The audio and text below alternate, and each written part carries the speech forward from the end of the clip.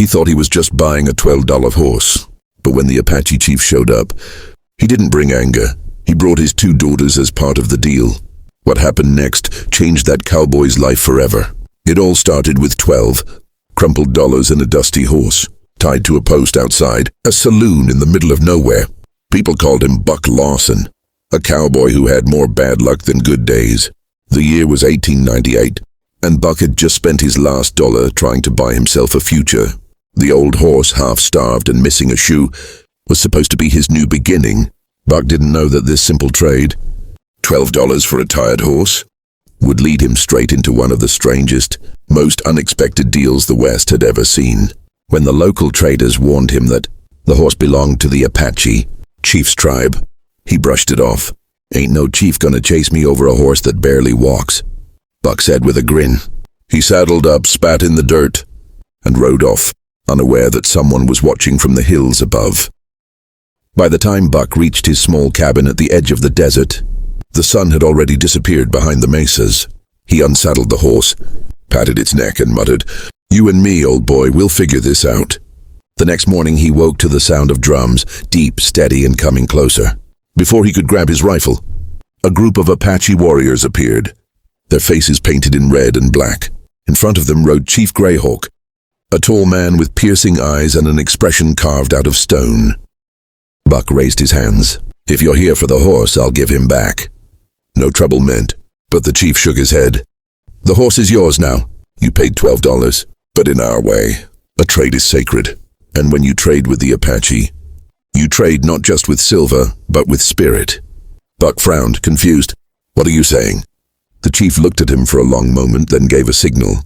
2 young women stepped forward, quiet, graceful, and dressed in traditional beaded garments. "These are my daughters," the chief said. "They will go with you. They are part of the deal." Buck's jaw nearly hit the dirt. "Hold on, I only wanted a horse!" The chief's expression didn't change. "A man who buys from the tribe accepts the tribe's honor. You're now part of our circle." Then, without another word, the warriors turned and rode away, leaving Buck staring at the 2 women standing silently in front of his cabin. Their names were Nayeli and Tala. Nayeli, the older one, was calm, wise, and spoke a little English. Tala was younger, curious, fiery, and not afraid to speak her mind, even if Buck couldn't understand half of what she said. At first, Buck didn't know what to do. He cooked them beans, offered them water, and tried to explain he wasn't planning on marrying anyone. But Nayeli just smiled softly and said, "Our father gave us to you. We honor his word." Days turned into weeks. Buck found himself teaching them how to ride the horse he'd bought, while they taught him how to track, how to listen to the wind, and how to survive in the desert better than any cowboy ever could. Slowly, the awkwardness between them melted away. They laughed, shared stories, and even built a small garden beside the cabin. For the first time in years, Buck didn't feel alone. But whispers started to spread. Travelers who passed by told strange tales about a white cowboy who'd taken the chief's daughters. Some said the chief was planning to take revenge. Others said the chief had done it for a reason. Buck couldn't yet understand. One evening, as a thunderstorm rolled across the plains, Buck saw the chief riding toward his cabin once again.